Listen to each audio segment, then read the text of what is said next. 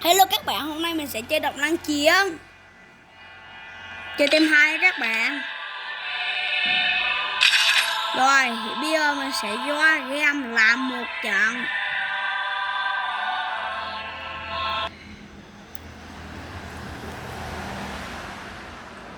Đây là video thứ hai mình làm thật về con ạt trong file của mình. Ôi các bạn ơi, chết bà rồi. Nhưng mình để nhầm setting thì phải các bạn.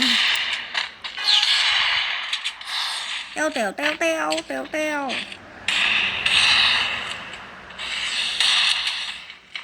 Xin lỗi các bạn nha, máy mình hơi lỗi nên là mình chơi cũng hơi ngu những khỏe mà.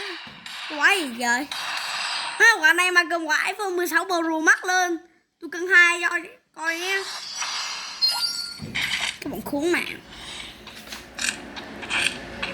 Chơi mình thì không to lắm. Máy này hơi giật nên là mình chơi không ổn nha các bạn.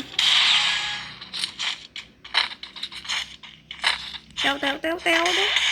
Làm gì nhau à. Ui, xe gác không lại nó rồi. Bình tĩnh anh dây. Mình để xét từng 3 ngón nhưng mà mình chơi 2 ngón. Quá là ghê. Hello các bạn. Xe gác ơi, bình tĩnh các bạn. Bình tĩnh. Nó ăn sọt mình rồi các bạn ơi.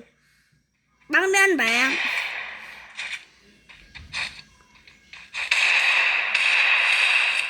Đúng rồi, bắn đi.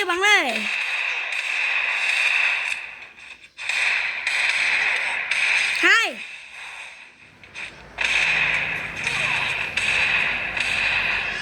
Mười hai máu tôi chạy đấy bạn. Ngu. Cứ chạy nó không chạy. Báo.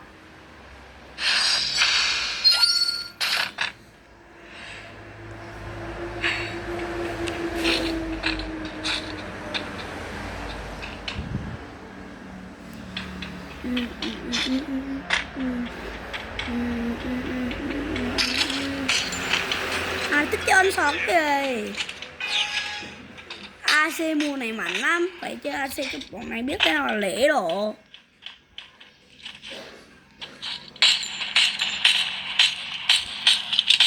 Còn một thằng ơi.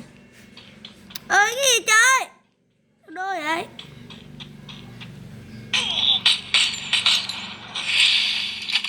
Thì không để thằng đội mình chết bà rồi.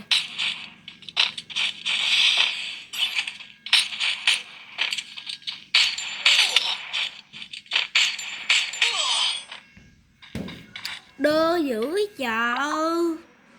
Sao mà đơ dữ chị? Mini ơi, đơ quá. Mình không có lý do mà mấy mình đơ thiệt nha các bạn. Cái để sao chơi? Cái bà cameraman này. Đây rồi ai chơi được? Một thằng vừa nằm xuống là mình nằm xuống theo nó. Quái trưởng. Ảo thế kìa. Tưởng trận này thua 5-0. UMB.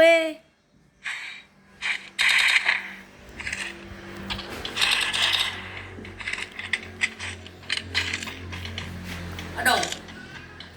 Nghe đi qua đây bay. Đây bay.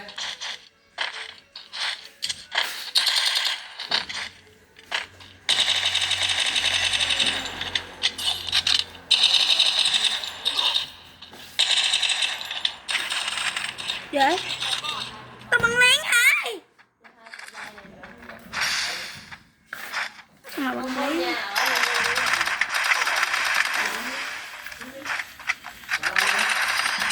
Rồi, trận này thua 5-1 rồi các bạn ạ. Trận này thua 5-1 chắc rồi.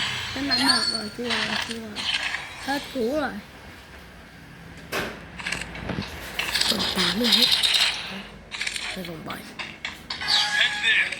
Hết trận. Trận này như khi thua 5-0 rồi các bạn ơi. Thua rồi.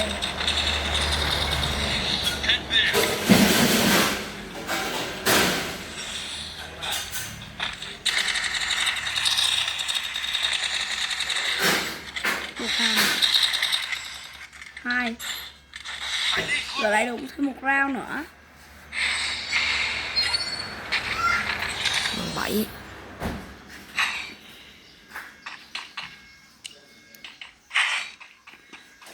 Wow, thằng sói cay dù thằng sói cu đi e đi sơ eagle.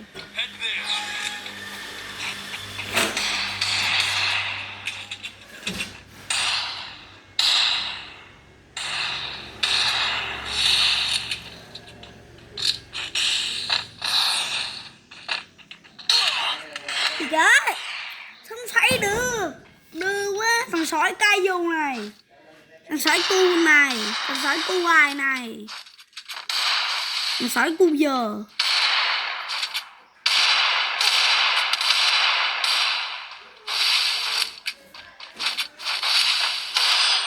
Và thế là thua 5-2 trong một trận đấu luôn.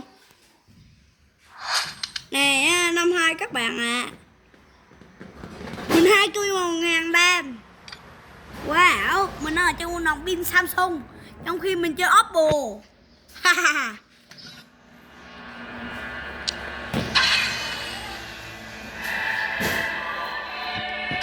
Cũng thông cảm nha, mình bắn hơi ngu.